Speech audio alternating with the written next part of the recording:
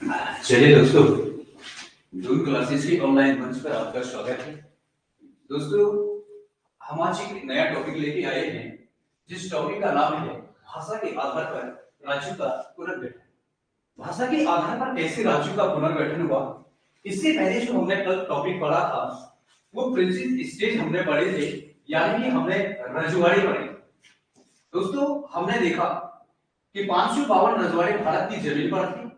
552 रजवाड़ों को भारतीय संघ में सम्मिलित करना था, और भारतीय संघ में सम्मिलित करने की जो एक जिम्मेदारी है, ये सरदार पटेल को दी गई। संविधान सभा के सदस्यों ने 552 राजाओं को भारतीय संघ में सम्मिलित करने के लिए, विलय करने के लिए सरदार पटेल के पास एक बड़ी जिम्मेदारी। तो सरदार पटेल ने बखूबी से, बड़ी सूझबूझ के साथ इन 552 रजवाड़ों को भारतीय संघ में विलय कराया। हमने कल 3 रजवाड़ों के बारे में दोस्तों पढ़ा था। कल की क्लासेस में हमने देखा कि जो 3 रजवाड़े थे उनमें पहला जूनागढ़ का रजवाड़ा था, जो कि गुजरात में पड़ता है। जनमत संग्रह के आधार पर इसे भारतीय संघ में इसका विलय कराया गया। दूसरा रजवाड़ा जो था वो हैदराबाद था। यहाँ पे दोस्तों, यहाँ का जो राजा था निजाम था, यहाँ पे आर्मी को भेजा गया और सैन्य कार्रवाई की गई। आर्मी ने यहाँ पे एक ऑपरेशन चलाया, जिस ऑपरेशन को नाम दिया गया ऑपरेशन पोल, यानी कि आजादी के बाद का पहला ऑपरेशन था। इससे पहले जो ऑपरेशन भारत में चलाया गया था दोस्तों, 1942 में जब भारत छोड़ो आंदोलन हुआ, उसमें एक 0 आवर्स ऑपरेशन चलाया गया था। उसके बाद आजादी के बाद जो भारत की जमीन पर ऑपरेशन चला, वो ऑपरेशन पोलो चला। तीसरा रजवाड़ा दोस्तों, हमने कल बात की थी जम्मू कश्मीर पर, कि किस तरीके से जम्मू कश्मीर का राजा हरि सिंह था और किस तरीके से एक विलय पत्र के माध्यम से जम्मू कश्मीर को भारतीय संघ का हिस्सा बनाया गया, और साथ ही साथ धारा 370 को भी वहां से दोस्तों हटा दिया गया। आज दोस्तों हमारे पास जो टॉपिक है वो भाषा के आधार पर राज्यों का पुनर्गठन है।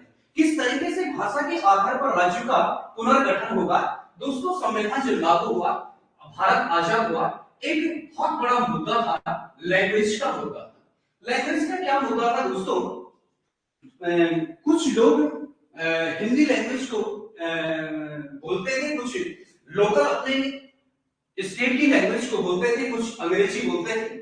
हालांकि भाषा जो थी वो हिंदी को एक राष्ट्रभाषा बना दिया गया, लेकिन कुछ स्टेटों की मांग थी, कुछ राज्य ऐसे थे दोस्तों जो भाषा के आधार पर राज्यों की मांग कर रहे थे। अब भाषा के आधार पर राज्यों का गठन कैसे होगा, इससे पहले दोस्तों भाषा के आधार पर ब्रिटिश भारत में राज्यों का गठन हुआ था। 1912 ईस्वी में दोस्तों 3 राज्य बने हुए, जिनमें पहला राज्य असम था भाषा के आधार पर, दूसरा बिहार था भाषा के आधार पर, और तीसरा दोस्तों जो था वो उड़ीसा था।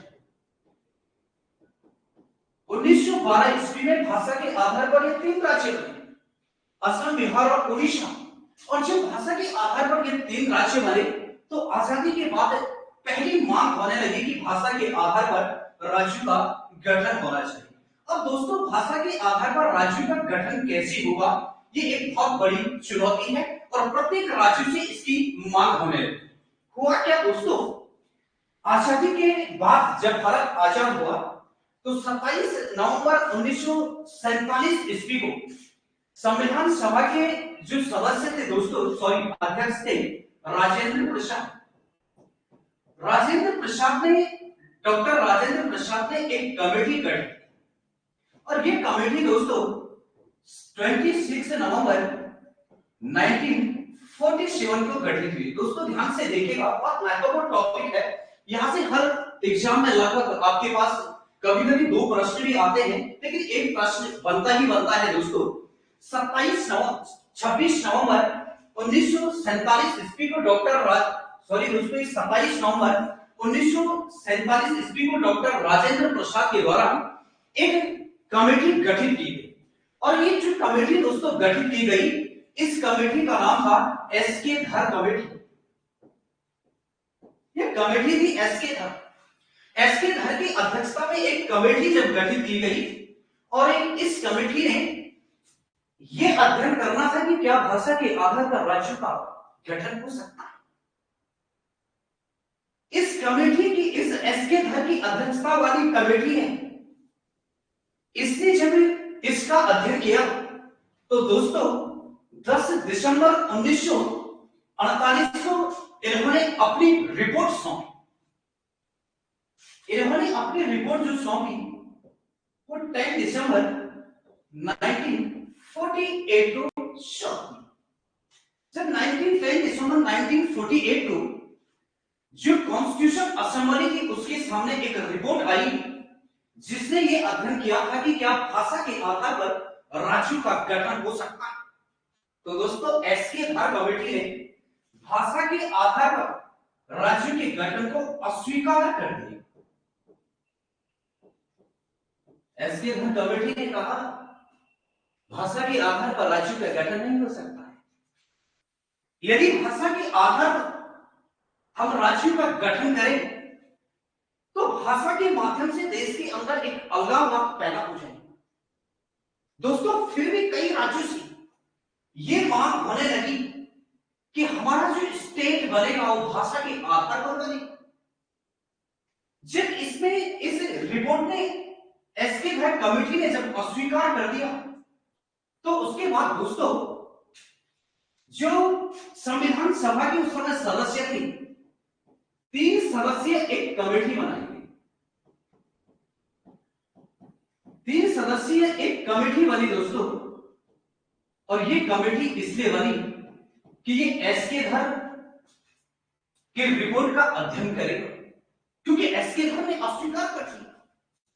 एसके धार की कमेटी जो बनी है, जो उनकी रिपोर्ट है उसका अध्ययन करेगा 3 सदस्यीय कमेटी।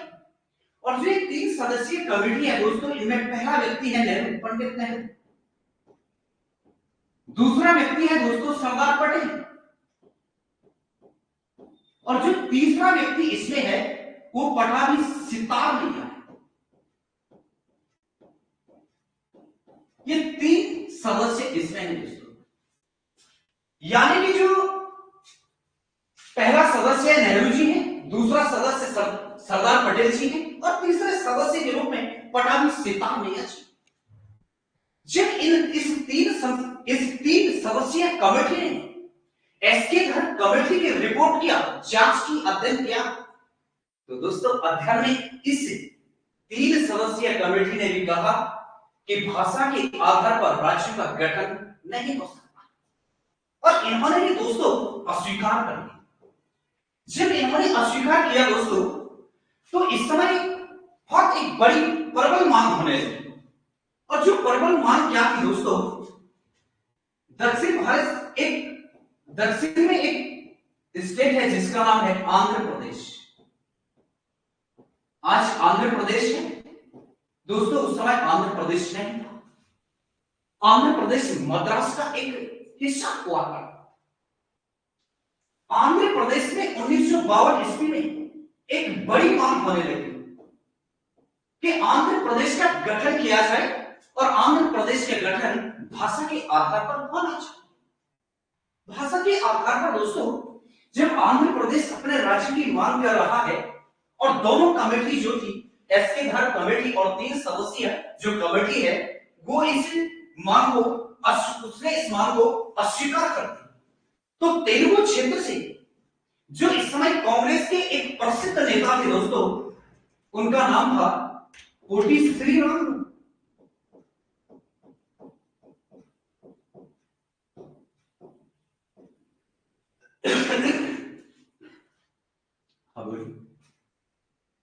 खांसी हो रही, ठीक समझ में आ रहा है। पोटी श्री रामू कांग्रेस के एक प्रसिद्ध नेता थे, और पोटी श्री रामू के नेतृत्व में तेलुगु क्षेत्र के लोगों ने मांग की कि हमारे आंध्र प्रदेश का गठन तेलुगु भाषा के आधार पर। और पोटी श्री रामू के नेतृत्व में जब ये मांग की गई दोस्तों, तो पोटी श्री रामू ने आमरण अनशन शुरू कर दिया। और जब इन्होंने आमरण अनशन शुरू किया तो इनका अनशन चला दोस्तों 56 दिन, 56 डेज इन्होंने अनशन शुरू कर दिया। जब 1952 में 56 दिनों का अनशन हो गया दोस्तों, तो हुआ क्या कि 15 दिसंबर 1952 ईस्वी को दोस्तों ध्यान देना, यहां से प्रश्न बनते हैं। 15 दिसंबर 1952 ईस्वी को पोटी श्री रामुलु की मृत्यु हुई। 56 दिनों के अनशन के बाद जब पोटी श्री रामुलु की दोस्तों मृत्यु हो जाती है तो एक हिंसात्मक आंदोलन हो जाता है तेलुगु क्षेत्र में। और तेलुगु क्षेत्र में जब एक हिंसात्मक आंदोलन हो गया तो दोस्तों सरकार घबरा गई और पंडित नेहरू के द्वारा तेलुगु भाषा के आधार पर इस आंध्र प्रदेश के गठन की घोषणा कर दी गई। और जब गठन की दोस्तों घोषणा कर दी गई तो 1 अक्टूबर 1953 को भाषा के आधार पर गठित होने वाला आंध्र प्रदेश पहला राज्य। तो दोस्तों 1 अक्टूबर 1953 को आंध्र प्रदेश तेलुगु भाषा के आधार पर गठित होने वाला पहला राज्य। और इसके बाद दोस्तों अब राज्य बनते गए, स्टेट बनते गए। जब स्टेट बने दोस्तों तो जिस समय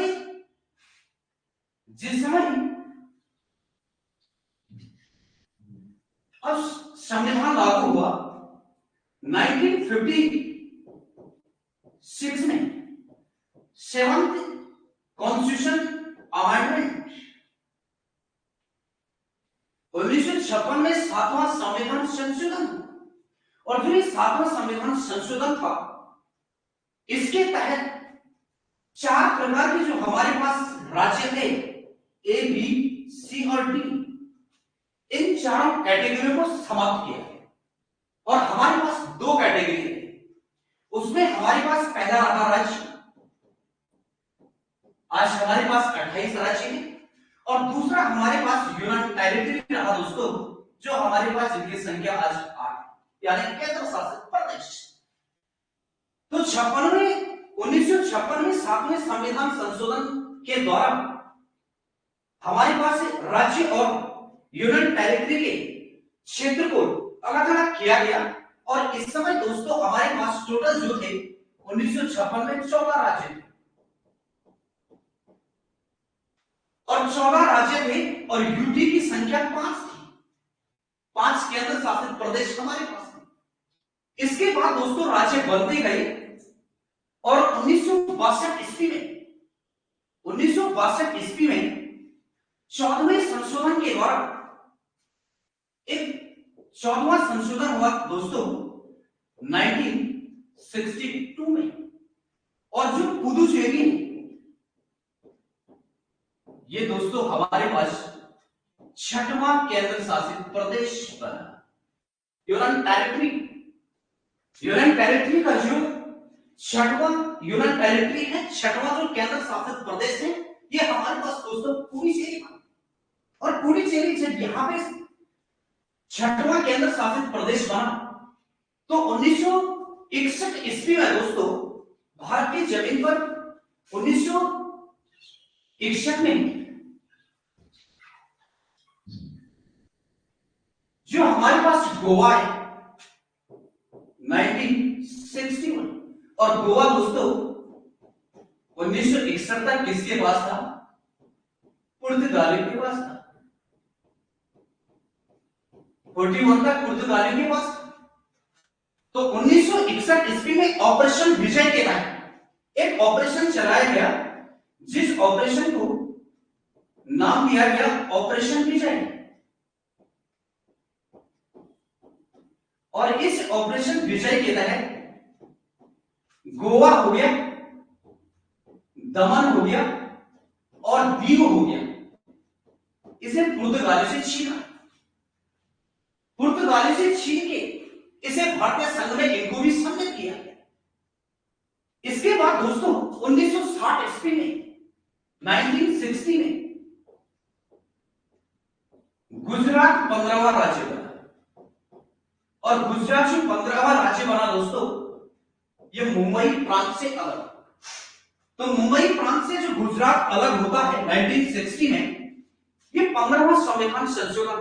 अब यहां पे दोस्तों आपको जो 15वां संविधान संशोधन है, जो ये 15वां राज्य दोस्तों है, ये 15वां राज्य 1960 में बना। उसके बाद दोस्तों 1963 ईस्वी में नागालैंड से असम 63 में नागालैंड से असम राज्य बना। उसके बाद दोस्तों 1966 में 1966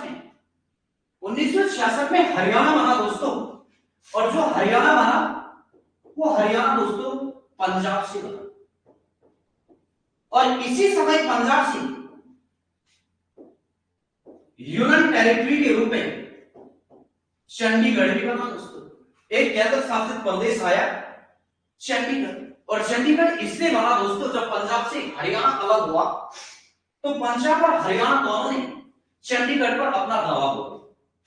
एक स्टेट ने कहा मेरा हिस्सा है, दूसरे ने कहा मेरा हिस्सा है, और सरकार ने इसे ना तो पंजाब के हिस्से में दिया ना हरियाणा के हिस्से में दिया, और सीधे यूनियन टेरिटरी का हिस्सा बना दिया। यहां से दोस्तों हमारे पास मेघालय बना, मेघालय भी उस समय असम से बना। अब दोस्तों हमारे पास एक महत्वपूर्ण स्टेट आता है, जो महत्वपूर्ण स्टेट है दोस्तों हमारे पास सिक्किम। हम इस सिक्किम पर पहले भी बात कर चुके थे, सिक्किम पर पहले भी हम बात कर चुके थे। आर्टिकल 2 में बात कर चुके थे। आर्टिकल 2 के तहत सिक्किम जो है ये भारत का जो है दोस्तों 22वां राज्य बना। सिक्किम इससे पहले क्यों यहां पे सिक्किम बना? एक्चुअली दोस्तों ये सिक्किम जो बना ये 35वें संशोधन द्वारा 1974 में भारत का सह राज्य बना, और 36 अमेंडमेंट 1975 के तहत ये भारत का पूर्ण राज्य बना। क्यों पहले सह राज्य बनाया गया? दोस्तों जिस समय राज्यों का पुनर्गठन हुआ, जिस समय रजवाड़ों का विलय हुआ, सिक्किम ऐसा लगा कि ये नेपाल का हिस्सा है, और सिक्किम पर उस समय ध्यान नहीं दिया गया। बाद में जब सिक्किम की गतिविधियां देखने को मिली कि पूरी भारत से इसकी गतिविधियां हो रही है, तब सिक्किम से पूछा गया कि आप नेपाल के हिस्से में हो या भारत के हिस्से में? तो सिक्किम के राजा ने जवाब दिया मैं ना तो नेपाल के हिस्से में हूं ना भारत के हिस्से में, और मैं सिर्फ अपनी सत्ता चलाता हूं। तो इनको 35वें संविधान संशोधन 1974 द्वारा सह राज्य का दर्जा दिया गया, और 36वें संविधान संशोधन 1975 में पूर्ण राज्य का दर्जा देकर दोस्तों एक 22वां राज्य। तो इस तरीके से दोस्तों हमारे पास राज्य बनते गए। उसके बाद ये सिक्किम महत्वपूर्ण है क्योंकि आर्टिकल 2 के तहत ये भारतीय संघ का हिस्सा बना हुआ है। उसके बाद दोस्तों 1 नवंबर 2000 को 26वां राज्य छत्तीसगढ़ बना, जो एमपी से अलग हुआ। 9 नवंबर को 2000 को उत्तराखंड, जो कि उत्तर प्रदेश से बना 27वें राज्य के रूप में, और 15 नवंबर 2000 को झारखंड बना, जो बिहार से अलग हुआ था। और दोस्तों 2 जून 2014 को हमारे पास जो अंतिम राज्य बना वो बना तेलंगाना। और तेलंगाना की जो डेट है दोस्तों वो है 2 जून 2014। ये आंध्र प्रदेश से यानी कि 29वें राज्य के रूप में बना।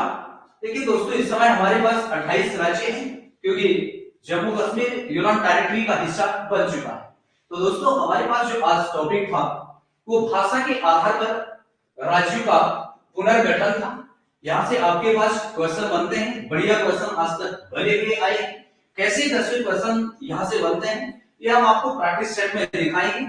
और कल का जो हमने जो टॉपिक है इंडियन कॉन्स्टिट्यूशन के तहत हम पूरे एक्ट पढ़ चुके थे 1773 से लेकर 1935 तक, भारत शासन अधिनियम तक। और उसके बाद दोस्तों हम संविधान कैसे बना, कैबिनेट मिशन कैसे आता है, कैसे गठित होता है, और उसके बाद कल हमने रजवाड़ों का विलय पढ़ा था। आज हम दोस्तों भाषा के आधार पर राज्यों का पुनर्गठन हम कंप्लीट कर चुके हैं। और इसके बाद दोस्तों हम आएंगे कॉन्स्टिट्यूशन के पार्ट 2 पर, जिसका नाम होगा सिटीजनशिप। तो आज की क्लास हो चुकी है दोस्तों। थैंक यू, नमस्कार। Damn.